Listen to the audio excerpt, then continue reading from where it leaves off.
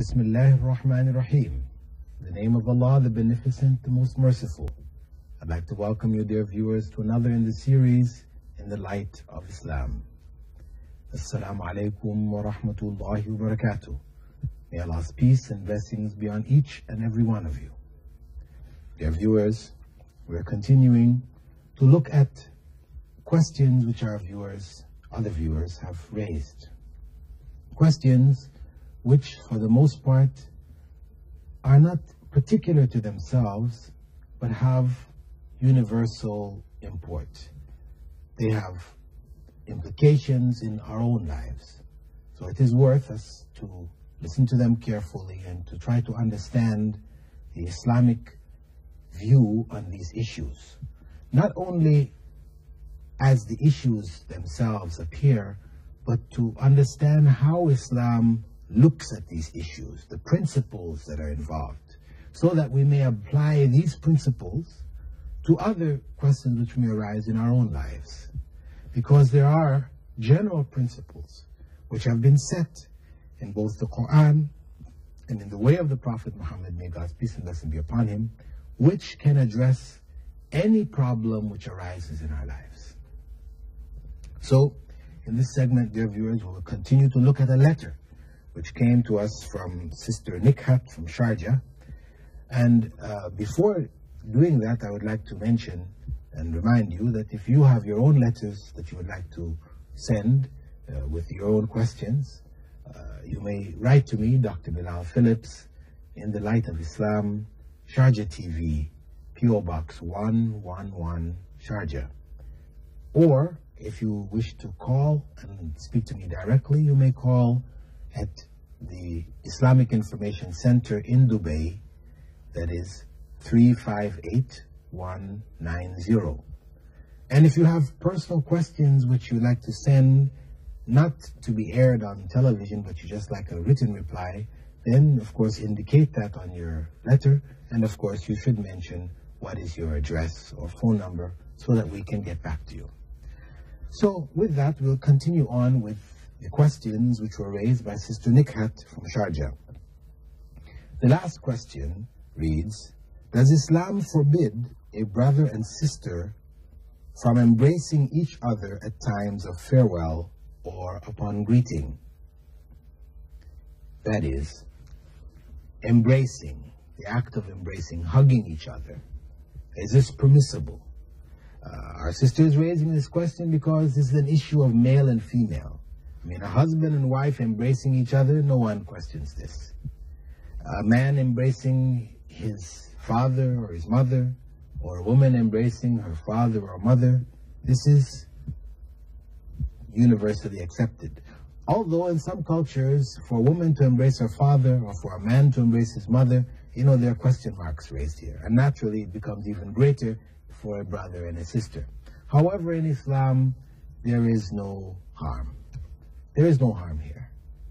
Of course, if one personally feels inside himself or herself any kind of ambiguities, they are having feelings which they know these are not correct feelings towards their brothers or sisters or towards their parents, then of course it is on them. They should avoid embrace, so as not to accentuate these feelings.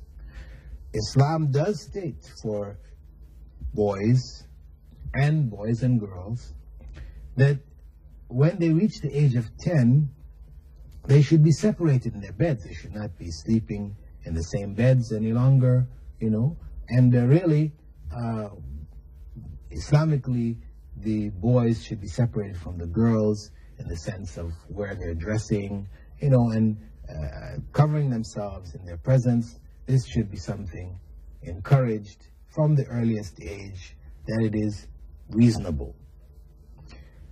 But in the issue of embracing, as I said, fundamentally it is permissible between those who cannot marry, cannot ever marry, cannot marry, temporarily. For example, your sister is married to a man, you cannot marry that man. According to Islamic law, a man cannot be married to two sisters at the same time. But this is not a permanent state. If the man divorces your sister, then he can marry you. So in such cases, you cannot embrace such a person. And you should maintain your Islamic dress in his presence. However, as I said, if we as individuals feel or have any feelings of ambiguity within ourselves, we are not certain about our feelings, that they may be mixed with some kind of sensual or sexual feelings, then if we have these doubts, we should avoid embracing those who would increase these doubts.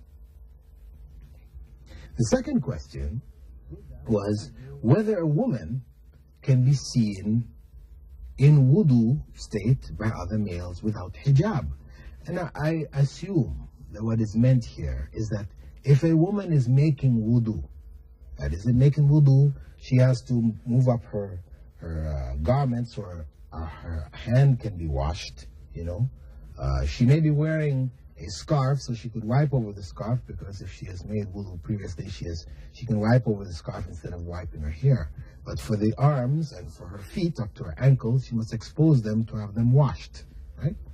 So I assume that the person is asking, is it permissible for a woman to be observed by other men making wudu, where she will expose her arms, expose her hair, for example, to wipe it, etc.? No, it is not. The area for the woman making wudu should be separate from that of the men. Exposing herself is not permissible at any time where there are men whom she could marry. This is the Islamic rule. Now, if a woman finds herself in a situation where there's time for prayer, the prayer is being performed, and the only place to make wudu is where the men is, you know, this is where the men are, and she cannot make wudu without exposing herself in front of them, then it is preferable for her to delay her prayer. Because it's not a requirement that she pray in congregation, as it is in the case of men. And if there's not a circumstance where she can make her wudu without committing, you know, another sin, something which is also not permissible, then she's excused. She can delay her prayer, let the men finish their wudu, go in, and then she goes and makes her wudu. She may have to make the prayer after them, if that is the circumstance. And of course, those people who are in authority there, who have set up this mosque or prayer area or community center, whatever, it is their responsibility to take this into account and to set aside special facilities for the women. With that, dear viewers, I'd like to thank you for being with us in this segment of In the Light of Islam. And I hope that you will continue to follow our segments and to write in your comments, your views, your questions to me, Dr. Bilal Phillips, In the Light of Islam, Sharjah TV, P.O. Box 111, Sharjah. With that, I bid you all farewell. Wassalamu alaikum wa rahmatullahi wa barakatuh.